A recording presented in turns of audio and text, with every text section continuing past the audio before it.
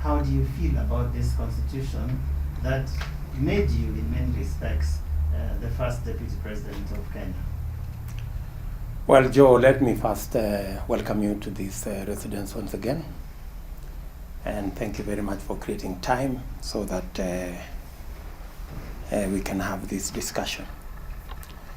The constitution we gave unto ourselves is a document that has changed many things in our country, changed the mode of governance, changed how we relate with one another, improved how government works.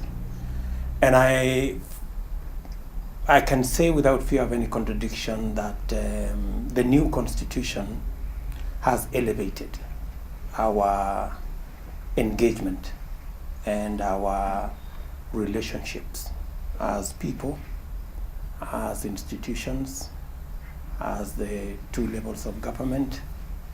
And as deputy president, I think I can say, having served under the old constitution and the new constitution is way superior and better than what we had with our old constitution.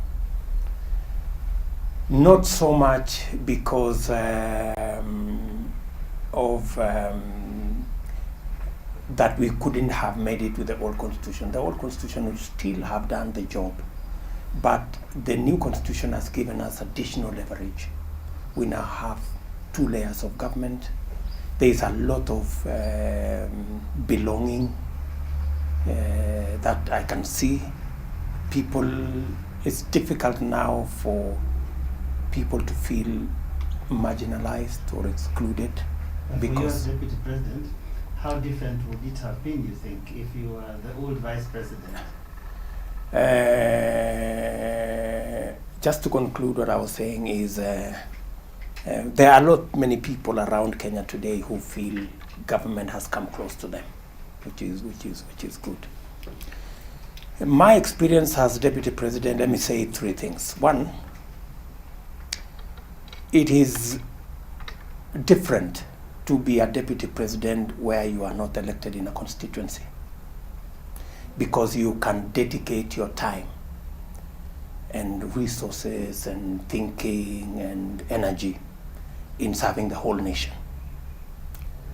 I have had more time than any other person elected in previous positions like mine to serve Kenya.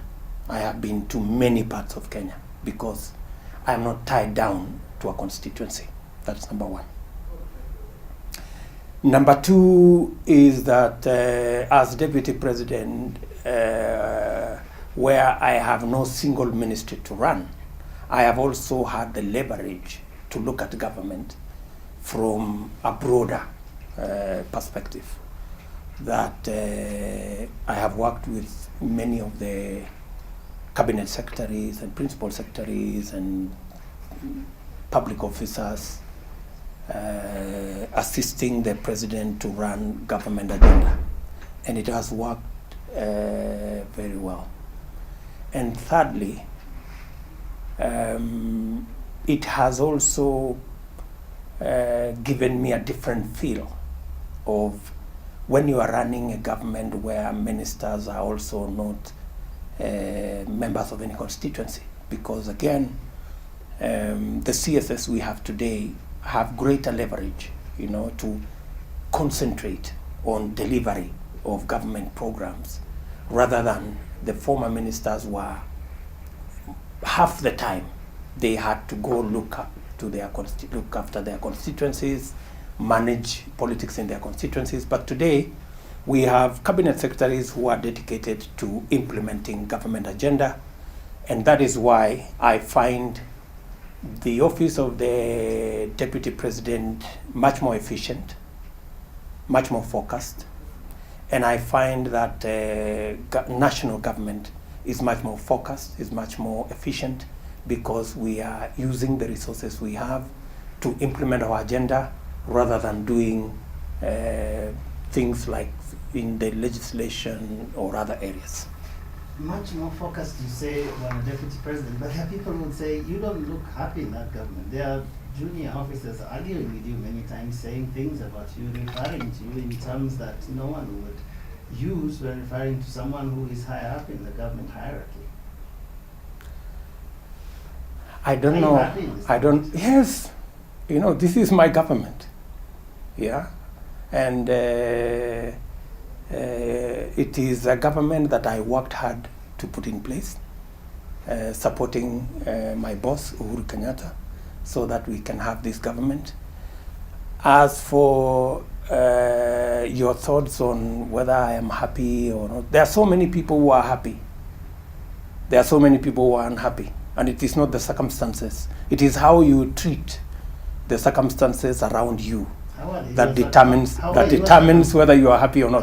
I mean, I'm not bothered. I'm not bothered about junior people who call me names, because I would really have wasted a lot of my very valuable time thinking about small people with insults.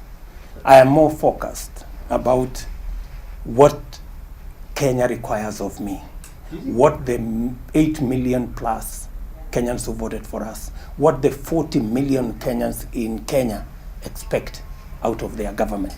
That is my concern. Function where junior people can answer back to their seniors in the same government, surely there's something wrong with that, isn't it? There is something wrong with the juniors who insult their seniors.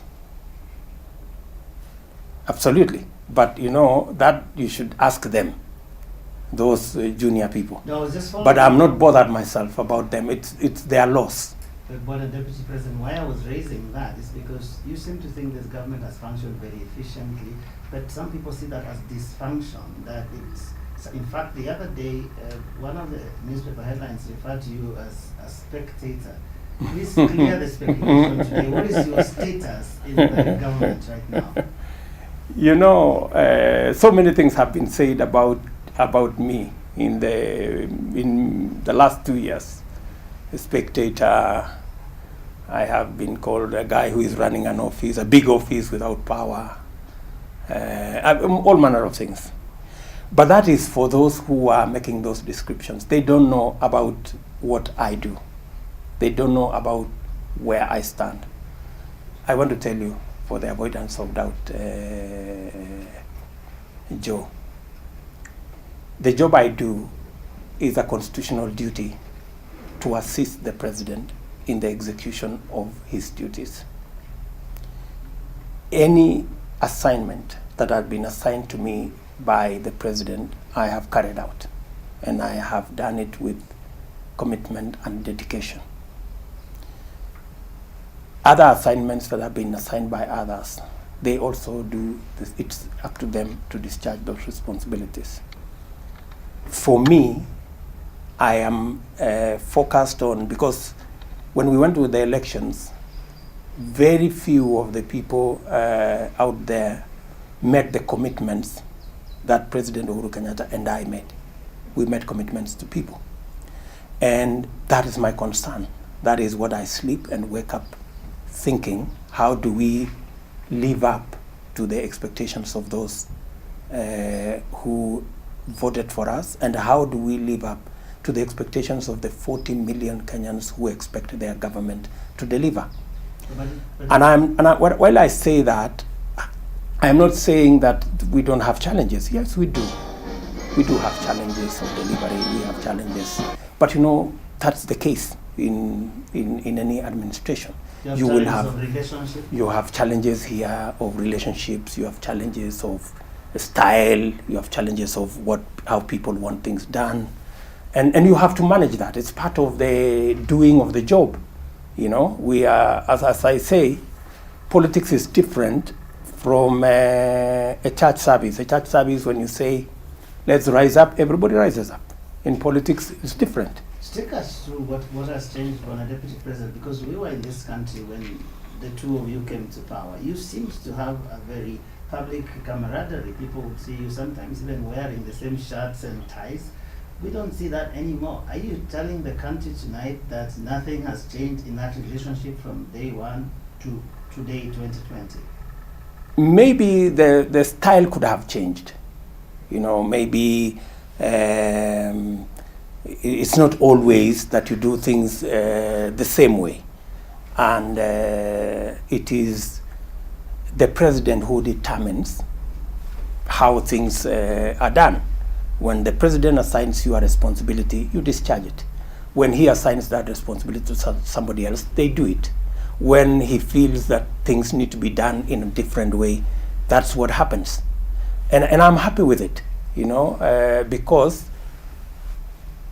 I would be concerned if there is any assignment that has been given to me as deputy president that I have not discharged.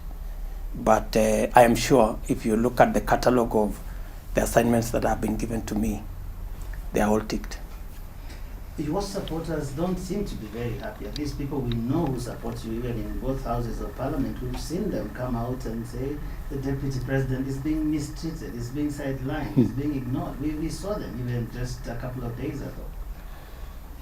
Joe, I think before we go that far, we are discussing 10 years of the Constitution, right? And it is the Constitution that made you the deputy president. Right. So I'm just trying to figure out how it is working 10 years later.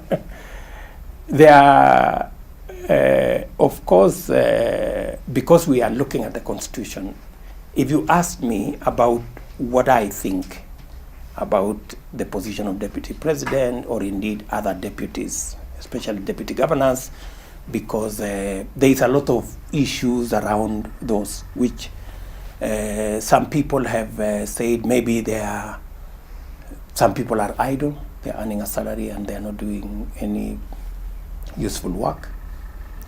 But I think that the framers of the Constitution left that space so that it is not rigid and it doesn't break, so that whoever is, whether it's a governor or the president, knows they have somebody who can discharge some responsibilities for them and is given that position constitutionally.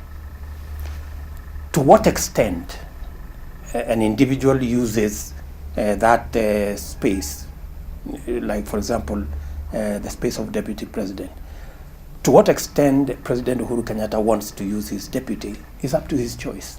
It is his style, right? To what extent I use the position of deputy president is my style. It's the way I want to use it. And I have used the position of deputy president to the best of how I wanted it, right? Sufficiently deployed within the confines of the Constitution. I mean, if you have assigned responsibilities, you discharge them. If you do not have assigned responsibilities, there is room for you to still carry out responsibilities within the confines of the Constitution. Nothing, for example, stops me from doing the work of government within the confines of the Constitution, making sure that projects are going on, making sure that policies are implemented, looking out for issues that have been raised by members of parliament, by senators, by people in the public.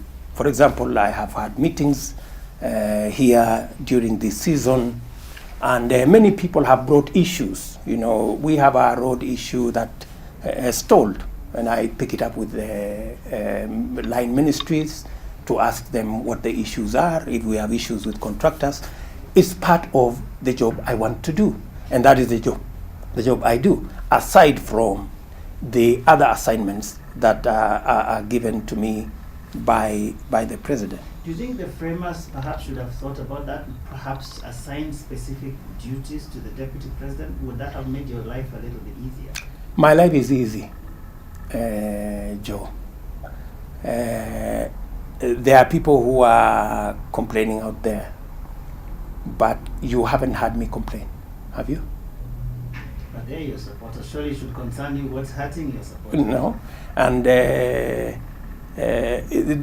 this situation, the one you see around us between the president and myself, is an agreed position.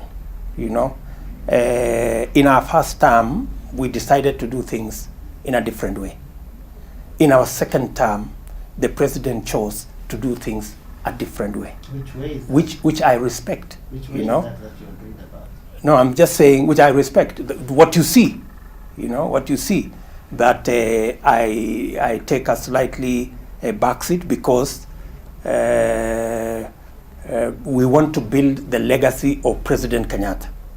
I think for the last several years, it was Ruto.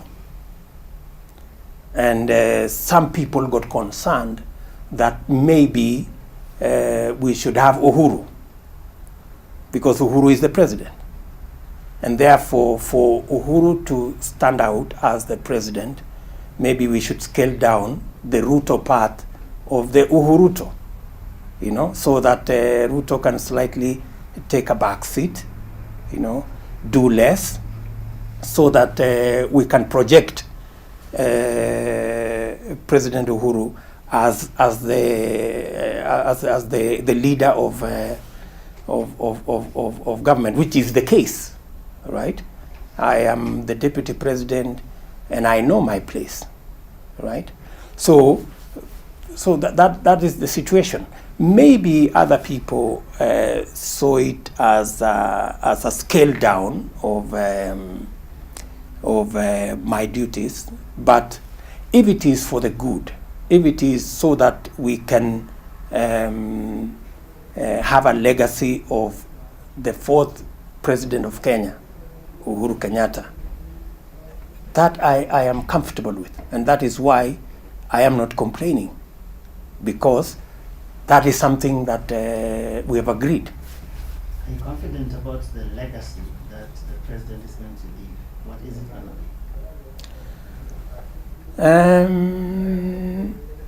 be? We have a solid legacy as a Jubilee administration around infrastructure. What we have done in infrastructure is phenomenal. What we have done in electricity is phenomenal. What we have done about changing the paradigm on education is phenomenal. What we were supposed to do the second term would have actually built on what we achieved in the first term, and that was our housing project that was supposed to create between 2.5 and 4 million jobs. Our manufacturing program that was supposed to go all the way to value addition, agro-processing, manufacturing.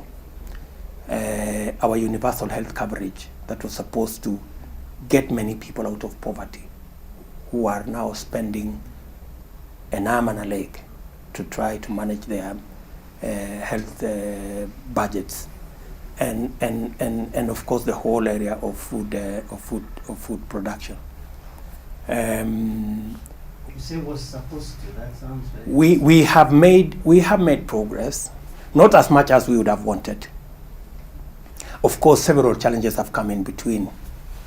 We've had to manage the handshake and manage the whole dynamic around the handshake. That took quite a bit of our time and energy and resources. We've also had to manage the pandemic that we have. That has again kind of slowed down what we intended to achieve. But to a great extent, we are focused. We want to deliver on our commitment. Going by our record, I think President Kenyatta has a solid legacy to leave behind as he retires in 2022. Thank you. I know you've spoken a lot about the handshake, and I will not dwell on that, but I just wanted to ask one question. How much of a disruption has it been? Because you seem to say it was one of the disruptions to the legacy idea that the two of you had. I think the handshake introduced a different dynamic, to the whole operation of government and management of issues, right? And of course, it brought a lot of politics with it. And a lot of politics has a way of charging the environment, creating a lot of negative energy. And that negative energy is what slows down, creates diversionary issues around what we were focused in achieving. The boss seems quite happy about the handshake. I don't get the sense that he feels it's a distraction. Well, that's all fine, but I think you agree that we haven't driven as efficiently as we did in our first term. Great. There's one other issue that a lot of people had hoped the Constitution would sort out, which is the issue of corruption. And you have been speaking a lot lately about it, on especially the issue that is active and live, the KEMSA scandal. I remember about 2 nights ago, you had quite a number of tweets about it. How does that scandal make you feel? You seem to have very strong views about it. Corruption is a matter that President Uhuru Kenyatta and I, from the beginning, said we wanted to deal with corruption differently. We do not want to politicize, we do not want to sensationalize, we do not want to target people or target individuals or target communities. And that is why we concentrated a lot of our fight against corruption in making sure that institutions are working. We were assisted to a great deal by the new constitution that set up independent agencies that would deal with matters to do with corruption. And I remember in several meetings, we had discussions on how to improve personnel, remuneration, resources that are available to all the institutions that are charged with governance. And that is how we focused. Why I have raised concerns about the COVID-19 so-called billionaires is because of 2 things. And especially, I have focused my attention on the opposition, because as we said before, criminal investigations cannot be prosecuted in the media. You agree with me, Joe, that the reporting in the media around the COVID billionaires is very different from the reporting before. We used to have serialized how investigations are going on in all the other investigations before. Now, the opposition is telling us, don't sensationalize. That's quite a shift. They were the ones who were telling us before, the media is independent. Allow the media to write so that the public can know. How can you shift your position from that now to a position where you are telling the media, you are writing rumors, you are sensationalizing? They have had a complete, 180 direction change on what they believed in. Number two, they are now telling us that they want to tell the independent institutions that are charged with corruption and governance what to do. They are now telling them, you wait, there will be, did they say a professional audit, or they said a special audit? A special audit. So all of a sudden, the former opposition, as I call them, all of a sudden, they have a completely different view of corruption. And my friend, your guess is as good as mine. Many of the people formerly in the opposition, now somewhere between the opposition and government, are the beneficiaries. Their names have been mentioned all over the place. And they are so shameless they are boasting about it in corridors everywhere, that now they have found themselves in the right place and they can benefit from largesse of government, including proceeds of corruption. And that is what I am saying.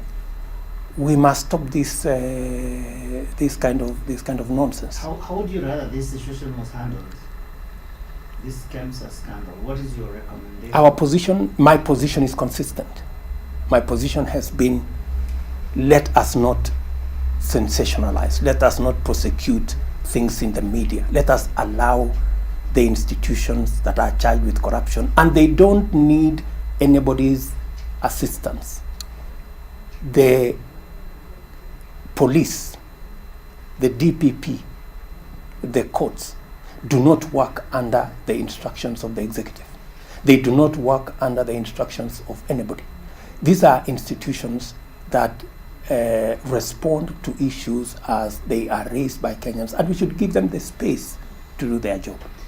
But without telling them, wait, let's do a special audit, now don't do, I mean, let's just give them the space. But some people find this surprising, considering the fact that you haven't, in the past, you have not expressed particular enthusiasm about the work, for example, of DCI. I remember sometime, actually in March this year, there's a tweet that you had which says the DCI has been mobilized for political reasons to discredit and destroy my office with all manner of nonsense and to bring me down. This is those in this scheme are boasting that I will not be there soon, since the system cannot elect anybody, they can only kill, but there is God in heaven. You said that just 6 months ago. Right. How can you today be saying these are independent institutions that can go ahead and do their work without anyone directing? My that position. You didn't believe they were independent. Someone was using them. My position is very consistent, Joe.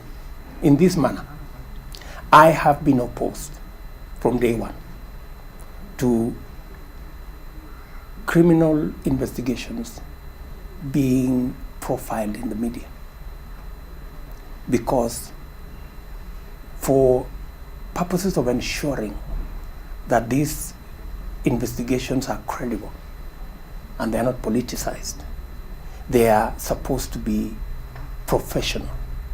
That I was against it. Investigations the DCI, credible. You saw the DCI, and they are not politicized. In that investigation, they are supposed to be an officer who was killed in my office. That I was against it. Investigation. The drama. DCI, you saw the DCI, and it complete with CCTV footage all over the place, and they were not concerned about any other place except my office, right?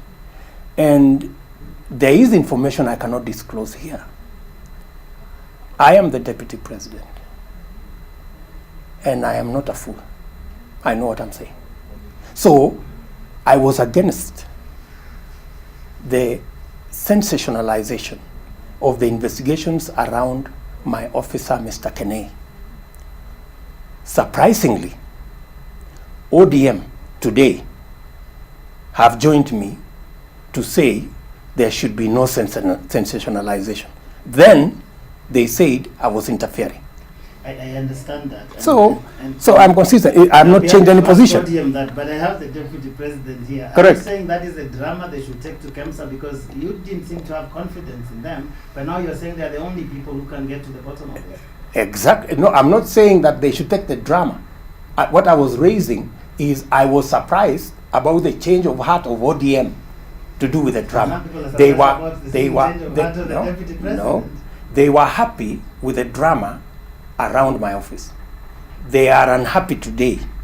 Although there is no drama, they are unhappy that there is even a reporting of what's going on in KEMSA. Do you have confidence that so DCI that is why I am saying my position is consistent.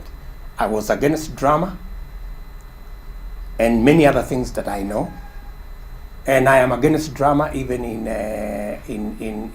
KEMSA.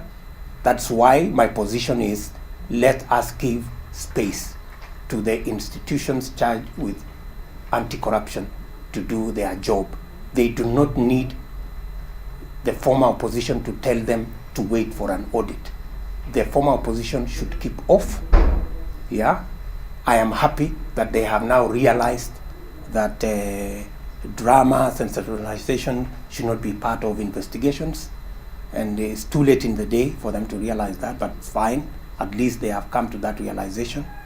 And we should allow the institutions to do their job. But your boss, the president, yesterday directed them, essentially gave them a 21-day ultimatum to get to the bottom of this. You don't think that's directing them, telling them independent institutions what to do? Are you comfortable with that? I think that's a question you should direct to the president when you find him. I'm asking you whether you're comfortable. No, I'm not the president. Well, you're not the opposition either. No, I am not. I'm not the president. Now, I am not the president. So that question would best be addressed in that manner. I think the general view of the president is that it should be handled faster. And I think that is a good position to be, because of the concern, of course, of the public around how people would register companies in months and get contracts of billions, how without even an open tender, how equipment like PPEs that cost 3,000 shillings would be sold to KEMSA at 10,000. You know, those are very glaring things. And I think it is correct for the president to say these investigations should be expedited. I know the former opposition want the investigations to be carried out in 60 days. We don't know that for sure. They haven't said. I thought it's already in the public domain. Yeah, why do you want to defend them? But no, I'm not defending anybody. I'm not speaking for them. I'm just wondering why you find it problematic for the people you're calling the former opposition to be seeming to direct these agencies, but you think it's okay for the president to do that. I mean, aren't we under the same Constitution 2010 that gives independence to this? I haven't said it's okay for the president to direct anybody. And I think if you read the text of what the president says, he said he expects that these investigations will be concluded in 21 days. It is up to the independent agencies to conclude it earlier. All the president is saying there is urgency because the public is concerned. When a deputy president, there are some interesting comments you made lately about deep state and system, saying that some people, whoever they are, have deep state, they have the system, but you have God and people. Coming from the deputy president of the Republic of Kenya, who is in government, as you said, who knows everything in government, who is deep state, who is the system? I think you should ask Oburu Odinga. He is the owner of this narrative of deep state and system. But you have been talking about it not once, not twice. No. It might be something that concerns you. No. You should have found out whether there's anything like you know, there is a fallacy which we must deal with. There is a narrative that is being weaved together that elections are not won, they are stolen, according to some people who cannot live with the reality that it's possible to lose an election. And to explain why they lost the election is to create a bogeyman called deep state and system. And you have heard them, talk about, we won the elections, but because we didn't have the system, we didn't have the display, our election was stolen. Let me tell you, Joe, we won the elections in 2013 fair and square. President Uhuru Kenyatta won the elections again in 2017 fair and square. And that is why I was telling whoever thinks that there is another way of winning elections other than canvassing the electorate So to enjoy themselves and continue waiting for the so-called deep state and system. I know from where I sit that it is God in heaven and the people that So- matter in any election. so you go And for your recognize- information, Yeah. I have been in election from 1997. In 2007, I saw you at KICC. We spoke a couple of times, and at that time, you believe some people had stolen the victory that you had won. It was not me. It was Kivuitu. Kivuitu, you had Kivuitu. What No, was? you complained No, about us absolutely, stolen elections. because You were giving us figures from Juja. Absolutely, because it was Kivuitu himself who was running the elections, who was telling us, I have no clue.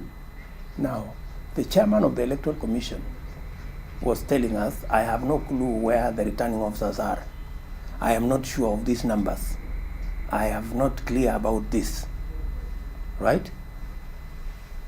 So, what do you do when the fellow who is supposed to tell us whether the election has gone this way or that way is unsure themselves?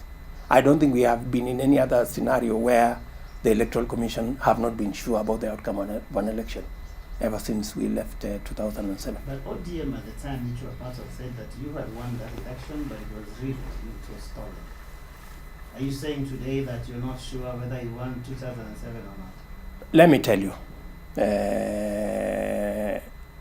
Joe, finally the elections were declared and Mwai Kibaki emerged the winner, right, of that election. And that's it. That's the fact. That is history, right? That is history. Are you saying that elections in this country have never been rigged, cannot be rigged? Is that your position? Any election that is rigged, and I'm not saying that there are not cases where elections are rigged. When an election is rigged, people go to court and they overturn them. And the courts look at the numbers, they look at the figures, and the elections are overturned. Right? So I'm not saying there is the best way to know whether an election was rigged or not rigged is to subject it to due process that comes up with an outcome that confirms whether the election was fair or not fair, whether it was rigged or it was fair. So, but from where I sit, it is not easy to rig an election and get away with it. It's not easy. So all those supporters of ODM who believed that in 2007 the election was not fair, and at the time, I remember very well, a number of you in ODM voiced concern and said that this election had been fiddled with, that it was actually not the true representation of the people. Are you today saying that was all just talk in ODM, or you don't know? You see, we didn't finally get to a point where we tested what we were saying as against what was announced. If we had gone to an election petition, for example, and like ODM did in 2017, yeah, or NASA for that matter, did in 2017, they went to an election. They had complaints, they had concerns. They went before the Supreme Court. The Supreme Court looked at the whole election. They came up with a verdict. We didn't agree with it as Jubilee because we believed we had won fair and square. The courts decided otherwise, that we hadn't won fairly. What did we do? We subjected ourselves, we submitted ourselves to another election, right? We went back to the people. And that is what should be the case. And while on that point, Joe, you know, there is the issue where we are even battling now with there are several issues that are being put on the table. Some of it being projected against the elections before. That we have not had elections that are credible, and that is why we need to change the constitution. That's why we need to engage in the process of BBI. We've had many suggestions, including how do we deal with this thing called winner take all and that kind of thing, right? It's all against that backdrop, against that background, that people are asking themselves, are elections rigged? Do we have credible elections? And I have my thoughts around it, if you allow me. First, when we say winner take all, what are we saying? Because the ultimate of a competition is that there will be a winner and a loser, right? That's a democracy. There will be a winner and a loser. The process must make it possible for us to arrive at that outcome credibly, right? Credibly.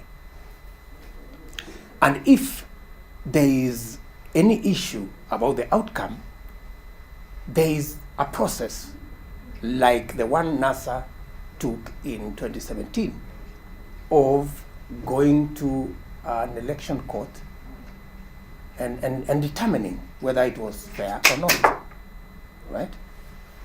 Now, I have a small problem with us making suggestions that may give the indication that we don't want a democracy. We don't want to compete. My friend Joe, I mean, if we run away from a democracy, what are we going to? How do we arrive? Because when you go to an election, it is not necessarily about people competing. It's about policy positions. We go to elections to give Kenyans options. When Kenyans say we are voting for this, they are voting for their belief in what that political party is proposing as their policy position, right? Winner take all when a deputy president, I would imagine that that the person who has spoken the most about it is actually the president, including yesterday in his speech where he was actually talking about us running away from this situation where winner takes all, a zero-sum game he called it, where the winner takes it all. No, but you see, that's what we need to unpack. What does it mean? Yeah? What does it mean? What does it mean to you? Because we need to follow through. We must continue, in my very honest opinion, to have elections. What we must do is to make sure those elections are credible. When we say that we want an outcome where there is no winner, no loser, what do we mean?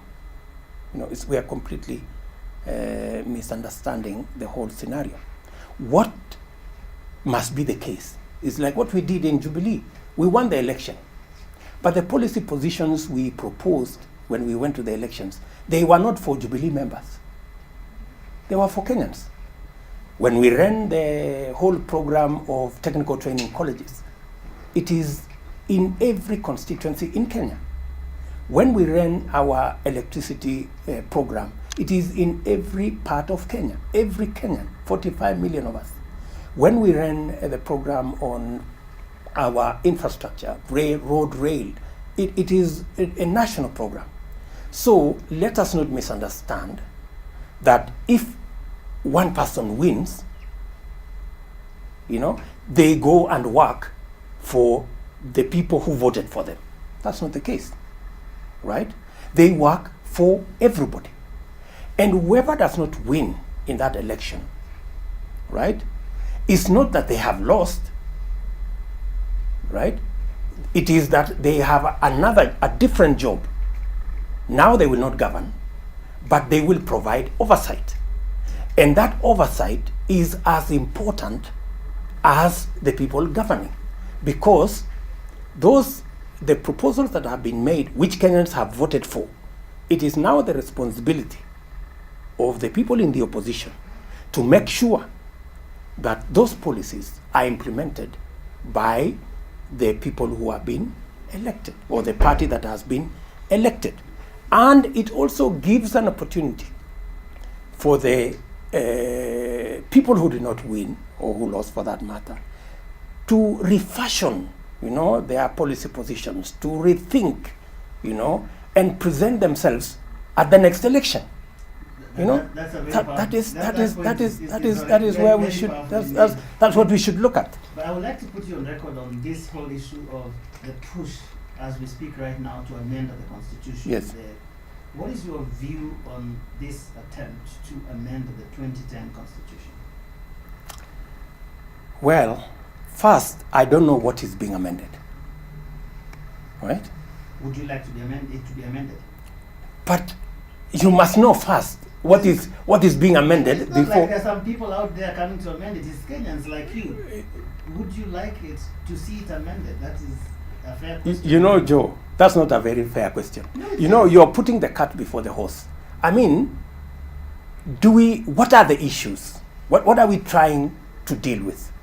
To the best of my knowledge, this whole push is being pushed by leaders. It's not being pushed by the public, by the people. The people at this moment in time, and I engage with many of them, the people are concerned about their jobs. They have lost jobs. They have lost livelihoods. They are concerned about their children. They are concerned about what they will eat. At this point in time, they are concerned about this corona. Where is it going to end? There seems to be no end in sight. That is their concern. That's the concern of many people. And I would wish that those of us who are in leadership can plug into that conversation where Kenyans are thinking about their livelihoods. Unfortunately, many of us are concerned more about how we are going to rearrange the Constitution so that we can, create some positions. This thing about changing the Constitution is very weird. We went to Bomas. The first draft was brought to us, and everybody, this is the document, we have absolutely no problem with it, because largely it presented issues that were to be implemented, administrative issues, policy issues, and not much, right? And we all agreed. But then, I don't know who complained, because I have never heard anybody who complained about the document. But somehow, the document was taken back, and now we are waiting. So we don't know whether it will come the way it was, or whether it is. Do you have a clue of what could be in this thing? I think the president does, because yesterday he actually said this is the time to amend the Constitution. Yes. He spent a good part of his speech yesterday speaking about the need to amend the Constitution. So I'm finding it very strange that... There is nothing strange. You see... I'm finding it very strange that where you sit, you actually think it is not a priority, that the priority is delivery of services to the people and all of these things. You are in the same party with the president. You ran on the same platform. I would imagine that your policy priorities would be the same at this point. It clearly is not. Are you aware, Joe, that the only political party who did not have a position in the BBI is Jubilee? Are you aware that there was no position that was presented to BBI that came from Jubilee as a party, because it is not a matter we discussed in the party, right? And I am not saying what you're saying. What I'm saying is maybe, just maybe, when this document is finally unveiled, it will have some things that would actually persuade us that it is a priority at the moment, and then maybe we can persuade the people that yes, your priority could be food, could be your job, could be your business, could be your child going to school, but we have another priority here, you know. And you know, the Constitution is a social contract. It is between the governed and the governors, right? So it's not something for us to decide as government, right? So it is. But you understand my dilemma. It is something that has to be worked out, right? Between Kenyans, you know, between Kenyans. It's not a government position that we are taking a position as government. So you are saying, Dr. Ruto, that the things that the president has been saying, neither Jubilee position nor government position, those are his personal views as Uhuru Kenyatta. Well, I don't know about that, but the best of my knowledge, we have never had a meeting as Jubilee to discuss, right, about our position in changing the Constitution. And I have my thoughts as William Ruto, because I am deputy president, right? But I'm also a Kenyan called William Ruto. And when you are discussing the Constitution, I have to discuss it if we have agreed at the government level. If we don't have a position at the party level, then I have to give you my views, right? And my position is the following. My position is, if we have to deal with the problem of people after every election being incited to fight, right? There is nothing you can do in the Constitution to deal with that. You know, it is just the mannerisms of the people participating in the election. Yeah? So, those of us who are participating in elections, we must be Democrats. If you don't win an election, respect the outcome, right? The problem we have, the violence, the conflict that is created every election is because of people who do not accept the outcome of elections. It is not the carrying out of elections. It is not the voting by Kenyans. It is when you don't accept the outcome of an election, then we have a problem, right? And that is when people are driven into conflict and violence. And that's something we should avoid. Secondly, I have had a proposal that maybe the way to deal with conflict around elections is to create 5 or 6 other positions to accommodate the political players. I have a very serious problem with that. Very serious problem with that. For 2 reasons. When you go to an election, you will have formations, like we have Jubilee and we have NASA. Even if you have 5 positions or 6 positions, if NASA wins, for arguments, they will share all the 5 positions. If Jubilee wins, then we share all the 5 positions. So there will be a side, right? There will be a side that must form the opposition for purposes of accountability. And we must not demonize the opposition. The opposition have a constitutional responsibility to carry out. And that is why in my proposal I said that we should mainstream and make sure that the opposition is facilitated to carry out their responsibility. Right? So that's where we are. I don't think, my friend Joe, I don't think you can cure the problem of ethnicity in Kenya by creating 3-4 positions. In fact, the question I ask myself, okay, assuming you create 5-6 positions and it is shared between the 4-5 big tribes, what happens to 37 other communities in Kenya? What happens to them? Are we constitutionalizing marginalization? That it will continue that way, right? That's the problem I have. And secondly, and wait, Joe, in fact, what we are attempting to do in the Constitution, we should actually do it in our political parties.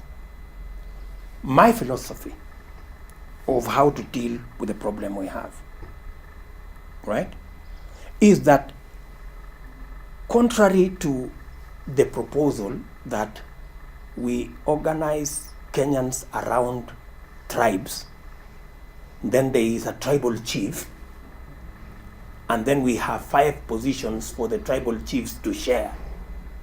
Yeah? My position, that's not how to deal with this problem. Because those who will be left out of the 5, next time, the other communities will say, now that this is the way we are going, then let's and it is an endless thing. And that sounds like an existential threat even to the country. Let me you haven't given these views anywhere except at Chatham House. Let me say the following. My position, right? My position is, instead of going to mutilate the Constitution and do whatever it is that we want to do there, we should actually, as opposed to having tribal chiefs sharing positions, we should nationalize our political parties. In fact, the medicine to ethnicity, to regional integration, the value system is in political parties.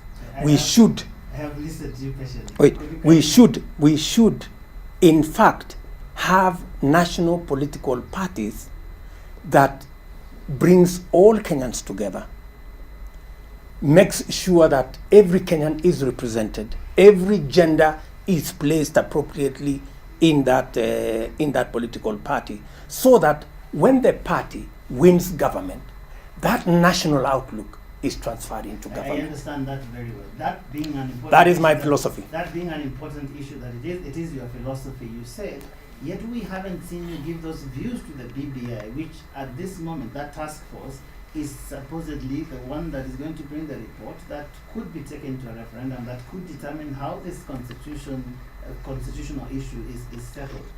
How is it that these views that you hold so strongly haven't been shared with this task force? Joe, one, we haven't presented to the task force a party position. I would have canvassed my party. That's a personal view, and there are individuals who present. I would have canvassed my position, and I have pushed for my position using other avenues into the BBI. The conversation as to whether they will take them up or not is a different story. So you have spoken to the BBI team? Not directly, but I have made sure that they have, those views are part of what they have.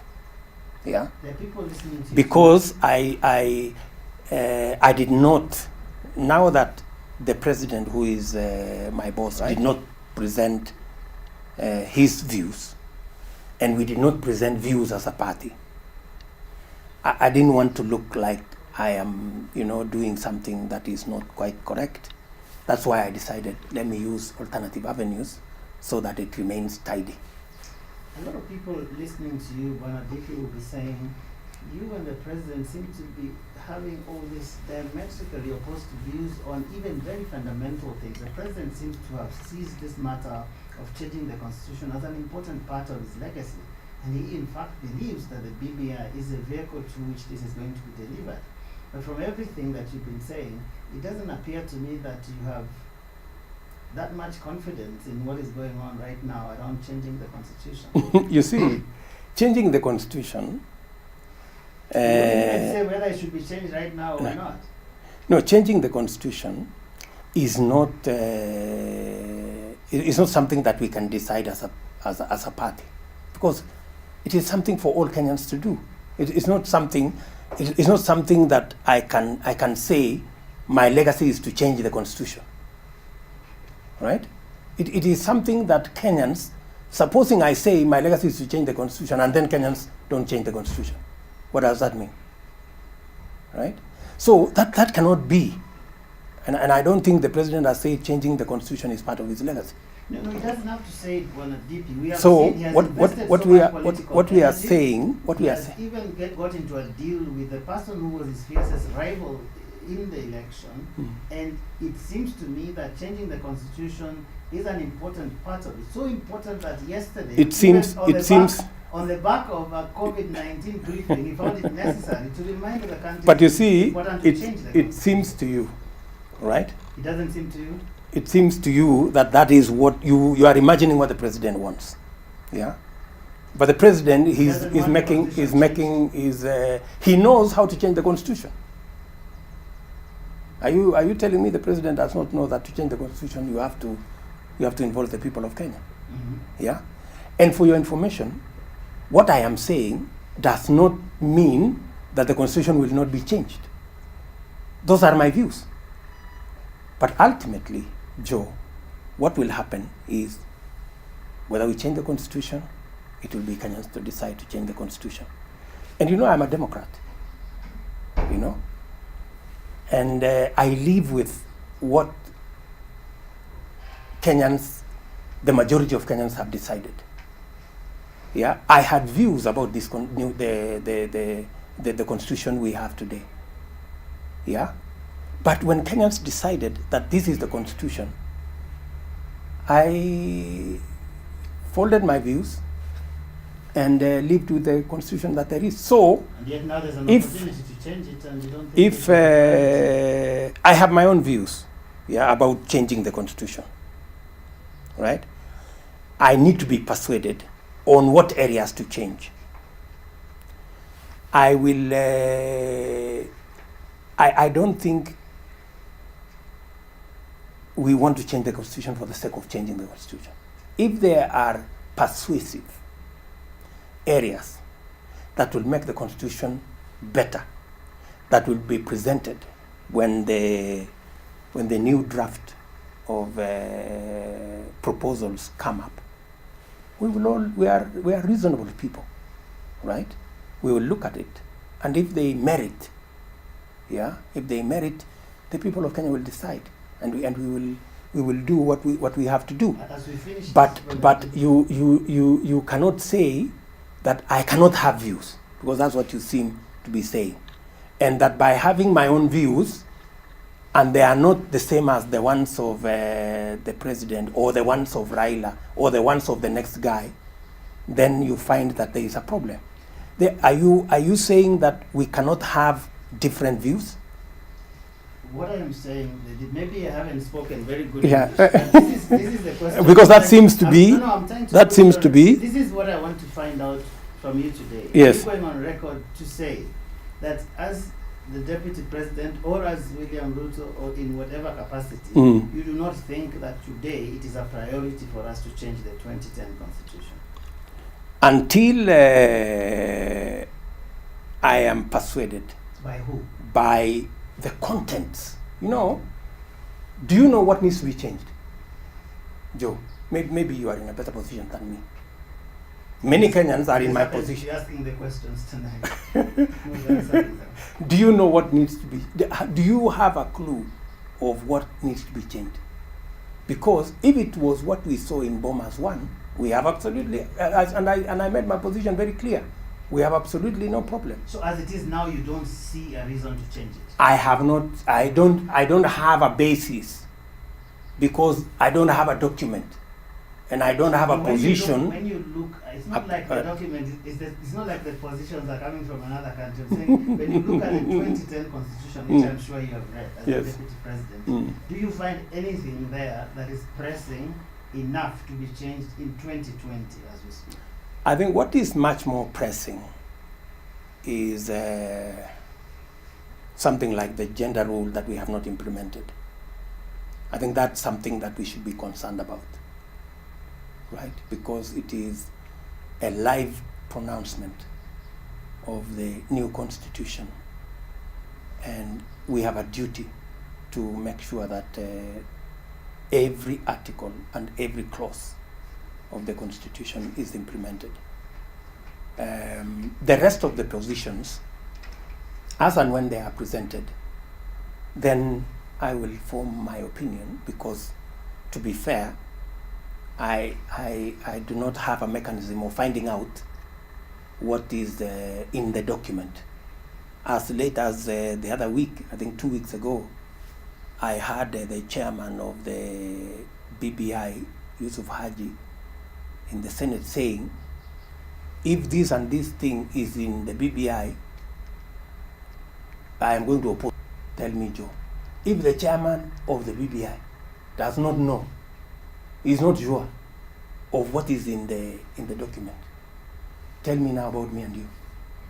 And how do you want me to take a position on a document which I have not seen, which I have no clue, and which the chairman himself does not even know? No, I was asking about the 2010 constitution, which you have seen. But I want to talk about Jubilee, the party. Yes. As we finish this, Yes. what is your standing within the Jubilee party today? What do you mean standing? Because we've seen a cacophony going on in that party. We don't even know who is, for example, the vice chair of the party resigned, come back. We don't know anything that's going on in the party. Is Jubilee functioning as a... Well, of course, Jubilee is not functioning as a party. There is a problem. You know, we have a challenge in the party, because President Uhuru Kenyatta and I and many other people worked tirelessly to put together a national political party. We folded about 10 or 12 political parties to form Jubilee. I went out of my way. I was running a party with 75 members of parliament called URP. Uhuru Kenyatta was running TNA. Many other people were running other parties. I remember I went out of my way to persuade people like Ruto to follow the bus. I went out of my way to persuade people like Ken Lusaka. I even had to organize a delegation for the leadership of New Fort Kenya then, for me to speak to them about why it was necessary for us to form a national political party. And it was our position then with President Uhuru Kenyatta that we should have a party that is national, where every Kenyan from every persuasion, from every community would feel at home in that party. And that is how we formed Jubilee as a party, right? And I am very passionate about a national political party, because I know therein lies the solution to our problems, political problems as a nation. The only way we can get rid of ethnicity. We can get rid of regionalism. We can actually entrench values of gender balance and all the other good values, is when we have a functional national political party. And if there is one thing that I want to achieve as a politician, is to finally make Jubilee a national political party, a party that every community in Kenya feels at home. The President Uhuru Kenyatta, as our party leader, has laid the foundation, right? And today, out of 41 counties, we have elected either MCA, Member of Parliament, Senator, Governor, in 41. It's only in 6 counties that we didn't find somebody elected in the last general election, right?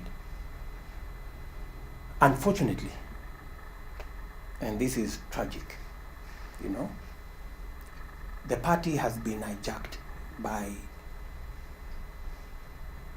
busybodies and conmen, you know, and brokers like Murathe and company.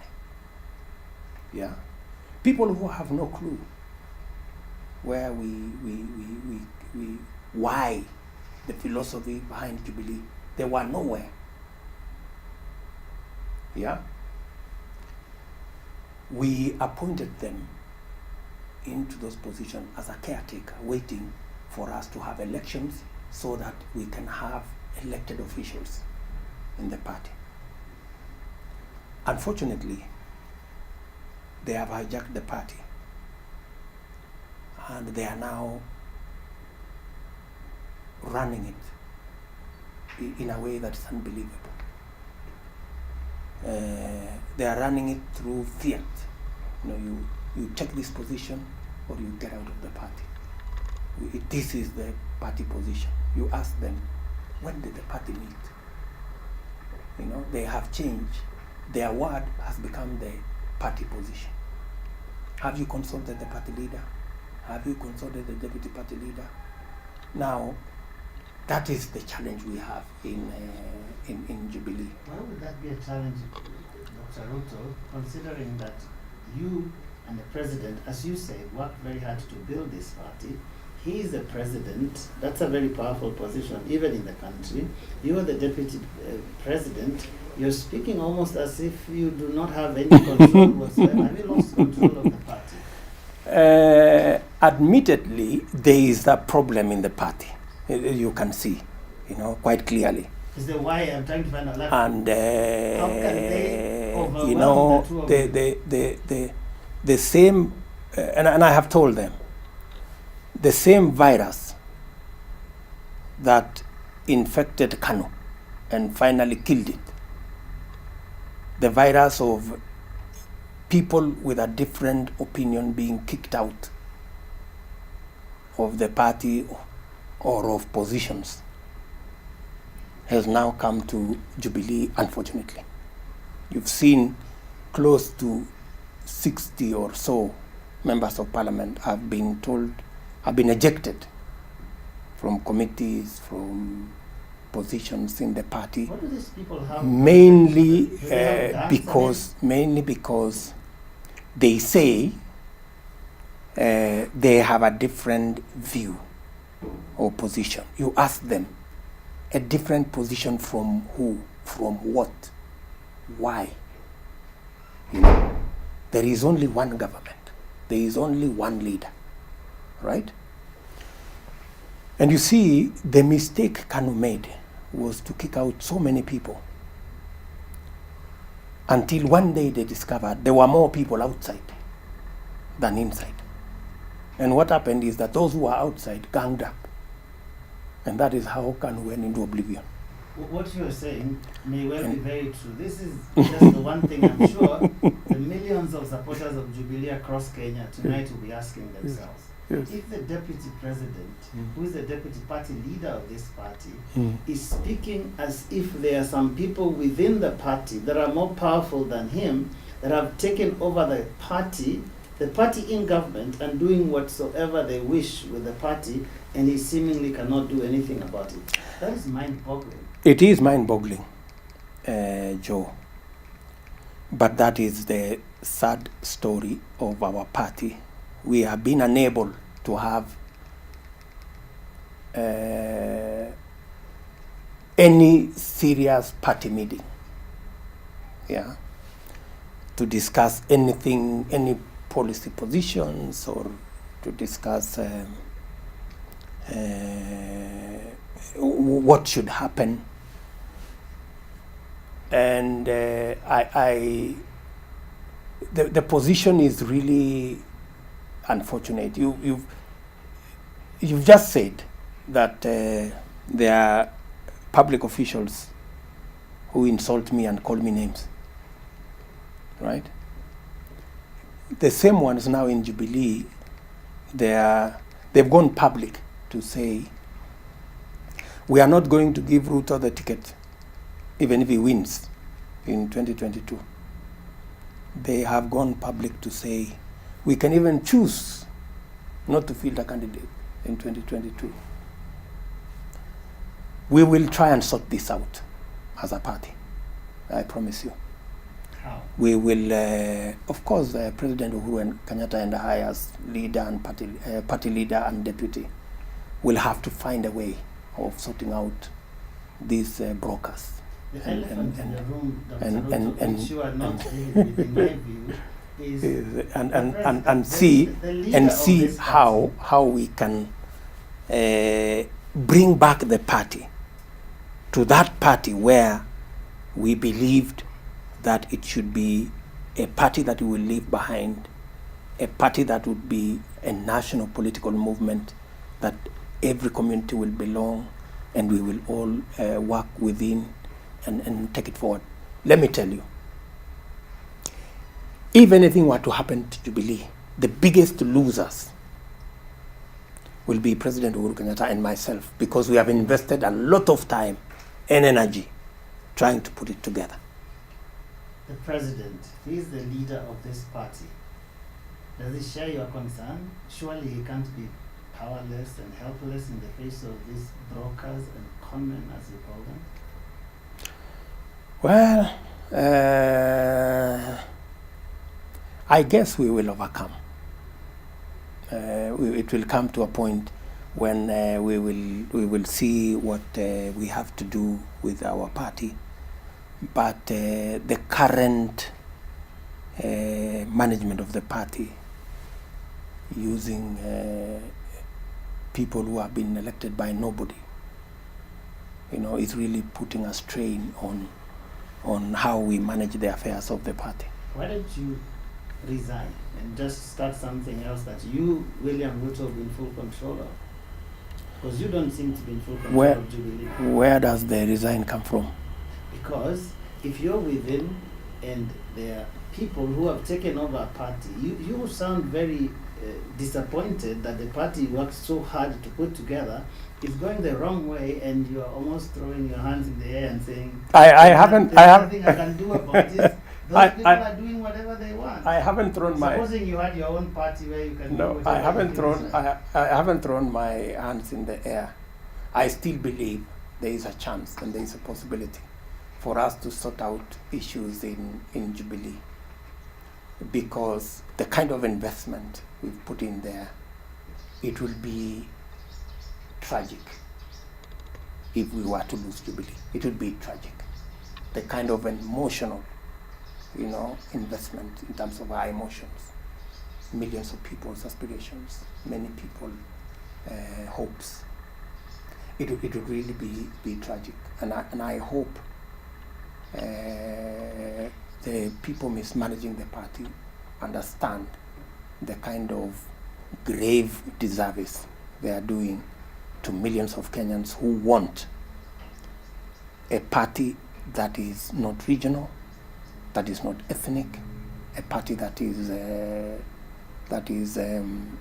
that is national, and because the only way, Joe, the only way to prosecute our politics in a manner that is going to be non-tribal, non-regional, with clarity, is to have national political parties. In fact, it will sort out most of the problems we seem to be trying to sort out with the Constitution.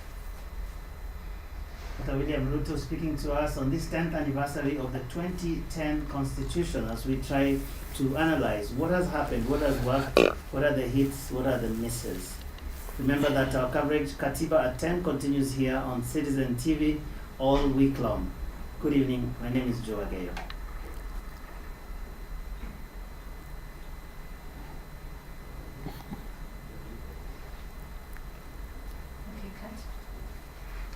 Aongee Kiswahili kidogo. Kiswahili gani sasa mnataka niongee Kiswahili niseme nini? Kidogo tu. Hata tuta waste time. Yeah, kidogo tu tutaanza tu sahi. Roll, record. And 3, 2, 1, go. Na asante sana naibu wa rais, kwa wakati huu ambapo tunaadhimisha miaka 10 tangu tupate katiba mpya. Wakati ulikuwa unaitwa katiba mpya, lakini nafikiri sasa hivi labda imezeeka. Imezeeka kiasi kwamba wanataka kuibadilisha. Sijui wewe maoni yako vipi kuhusiana na shinikizo hizi za kujaribu kubadilisha katiba 2010? Kwanza, kutekelezwa kwa katiba kwa miaka 7 ama 8 zilizopita, nimepata nafasi kama naibu wa rais kuwa miongoni mwa viongozi waliojumuika katika kutekeleza katiba hii, kutekeleza ugatuzi, kuendesha serikali katika katika awamu ya katiba mpya, na imekuwa ni furaha kubwa kwangu kwamba nimebahatika kuwa mmoja wa viongozi waliosaidiana na Mheshimiwa Rais kutekeleza katiba hii.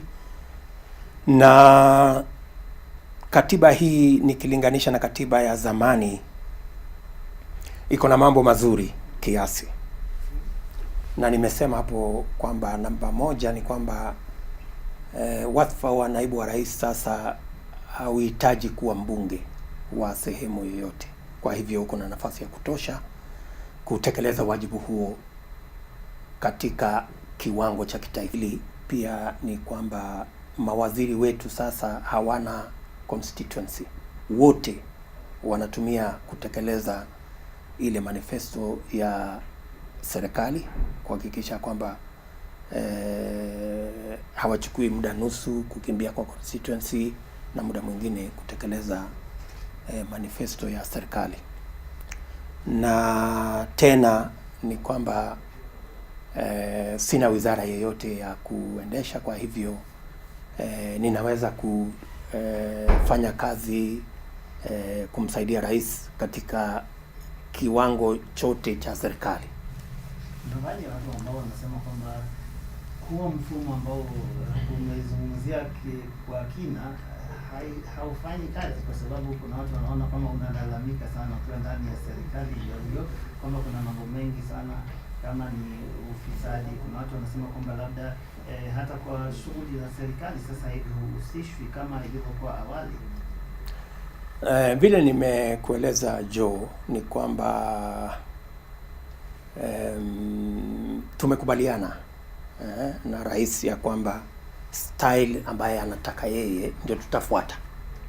Pale mbeleni, awamu ya kwanza, nilikuwa na majukumu mengi kusukuma ile mambo ya mabarabara, kusukuma mambo ya stima, kusukuma mambo ya technical training colleges, kusukuma ile mpango yote tulikuwa nayo kama serikali. Awamu ya pili, rais alionelea afanye kazi tofauti na vile alifanya awamu ya kwanza. Wamepunguza majukumu yale alikuwa na hivyo ndivyo tutakavyofuata, kwamba vile rais anavyotaka taratibu hizo ziweze tutasifuata, kwamba mimi nitafanya majukumu yale ambayo ni yeye mwenyewe amependekeza, na responsibilities zote ambazo mimi nimepatiwa nimetekeleza. Wengine wamepatiwa majukumu zingine. Nia yetu ni moja, kuhakikisha ya kwamba azma na legacy ya chama chetu cha Jubilee na rais wetu Uhuru Kenyatta inatekelezwa. Hebu nizungumzie swala la chama chenu cha Jubilee, kwa sababu kuna watu wanasema kuna hali ya taharuki ndani ya chama. Kuna watu wanazungumza kila upande, kiasi kwamba kuna watu ambao ni maafisa wa chama, lakini jinsi wanapokuzungumzia wewe kama naibu wa kiongozi wa chama si kawaida. Ni kitu gani hasa kinaendelea ndani ya chama chenu cha Jubilee? Chama cha Jubilee tuliweka investment kubwa sana na Mheshimiwa Uhuru Kenyatta kama rais na kiongozi wetu wa chama. Tuliziweka pamoja vyama karibu 10 ama 12 hivi kutengeneza chama ya Jubilee, kwa sababu tulitaka sana tuwe na chama ya kitaifa. Mahali wa Kenya kutoka kila pembe ya Kenya, kutoka kila sehemu ya Kenya wanajumuika kule ndani, na tulifaulu mahali pakubwa. Leo Jubilee iko na watu waliochaguliwa either MCA mpaka governor, mjumbe katika counties 41 kwa counties 47. Tatizo ni kwamba tumepata matatizo kwa chama kwa sababu matapeli na wakora wameingia kule katika chama chetu na kuivuruga. Umewasikia wakisema ya kwamba wanachama wafuate yale wanasema wao ama wafurushwe kwenye chama. Umewasikia wakisema eti hawataniruhusu mimi niwanie kupitia tikiti ya Jubilee, wataninyima hiyo nafasi. Sijui wataninyima kama nani, kwa sababu chama ni ya wanachama. Lakini ndivyo wamesema. Wamesema vile vile mle ndani kwamba pengine hata wanapanga ya kwamba hakutakuwa na mgombea wa chama wa kiti ya urais kule Jubilee. Wako na mipango na wengine. Sijui kama watafaulu. Alright? Kwa hivyo tuko na changamoto ndani ya chama, lakini hata ingawaje chama imetekwa nyara na hawa, lakini yale wanayofanya pale ni madhara makubwa kwa chama. Chama ya Jubilee ni chama ya kitaifa, ni chama ambayo watu wengi wameweka hisa, shareholders, kwamba tunataka chama ya kitaifa. Na niliwaambia, kwa sababu chama cha KANU kilikuja kikapata matatizo makubwa wakati kiliingiliwa na kiburi ya kufukuza wanachama. Na hiyo mimi naona imefika ndani ya Jubilee. Sasa wanafukuza watu. Wewe hufai, ondoka katika kamiti hii, ondoka katika mahali pale, ondoka mahali. Na unajua ili KANU walifanya hivyo, mwisho wenye walikuwa nje walikuwa wengi kuliko wenye walikuwa ndani, na wakanga tu. Lakini kuna jambo ambalo linanikera. Lakini wewe ni naibu wa rais na naibu wa kiongozi wa chama. Rais Uhuru Kenyatta ni kiongozi wa Jubilee pia, na yeye ni rais wa Kenya. Yes. Kwa hivyo itakuwaje kuna watu ambao wameingia mle ndani kwa Jubilee wanakivuruga chama, ilhali wewe pamoja na mheshimiwa rais hamna mamlaka yoyote? Mimi niko na imani matatizo tulionayo katika ndani ya chama ya Jubilee ni ya muda, na tutaweza kuyatatua matatizo haya, na tukaweza kuelekeza chama mahali ambapo tulipenda iwe, mahali ambapo chama inakuwa ya demokrasia, kila mtu anasikizwa, maoni tofauti kusikizwa na tuhakikishe ya kwamba chama chetu kinasimamia malengo yale tulikuwa nayo pale mbeleni. Naamini ya kwamba tutarudi pale. Okay, mwisho kabisa, vipi mipango yako ya mwaka 2022? Kwa sababu kuna watu wanasema labda ujiondoe tu pale, kwa sababu kama huna mamlaka, rais hana mamlaka, basi itakuwaje ndani ya Jubilee? Hiyo itakuwa ni kama kukimbia matatizo. Yale changamoto tulizo nazo, badala ya kuzitoroka, tutazitatua. Kama kuna shida, sisi ndio viongozi, tutatafuta namna ya kuzitatua. Kuweko kwa matatizo na changamoto ni kazi ya viongozi kuzitatua, sio kuzikwepa. Kwa hivyo tutazitatua. Na ikishindikana? Ikishindikana, kuna options nyingi, katika siasa. Wakati kwa mfano Mheshimiwa Rais aliona chama cha KANU hakifai ama kilikuwa na matatizo mengi, aliunda chama ya TNA. Wakati hata na mimi niliona kwamba chama cha ODM kilikuwa kimeingiwa na udikteta na hawakuweza ku accommodate wengine wetu, tuliamua kivingine. So mimi ninaamini ya kwamba hatujafika mahali ambapo tutaketi chini na kuamua kivingine. Bado tuko na nafasi kubwa ya kutatua matatizo ya chama ya Jubilee. You said something so important that needs to have it in both languages about the future of Jubilee. Because you are saying you are going to try, you sound rather powerless, the president either unwilling or unable to resolve what's going on in Jubilee. You have painted a rather desperate picture here about your party Jubilee. No, it's not desperate, it's just a realistic figure, a realistic situation. Yeah, so, but in a sense, it looks like a gloomy picture you're painting about your party. You're the deputy leader of that party, you have a leader of the party, and you're saying you're going to try and resolve these things, hopefully you will, but what happens if you don't manage? You see, we will cross that river when we get there. And if it becomes completely hopeless and Jubilee is hijacked by these brokers, then Waswahili wanasema kuvunjika kwa mwiko sio mwisho wa kupika. Si ndio bwana? Lakini kupika lazima. So we will make that decision as Jubilee members at that point when it becomes impossible. If they succeed in this scheme they are saying, they will deny us an opportunity, or they will make sure that there is no fielding of candidates. Then we will look at the options at that point with the rest of the membership of the party. In simple English, are you saying that you're not ruling out the possibility of running for president on a ticket other than Jubilee?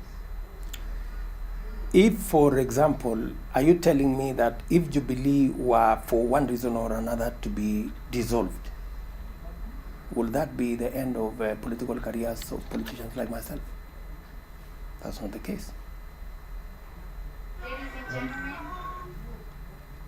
We're not talking about dissolution. Or if, for example, for one reason or another, Jubilee is not a viable option, either because it has been hijacked by these brokers and something has happened to it, then we will have to look for other options.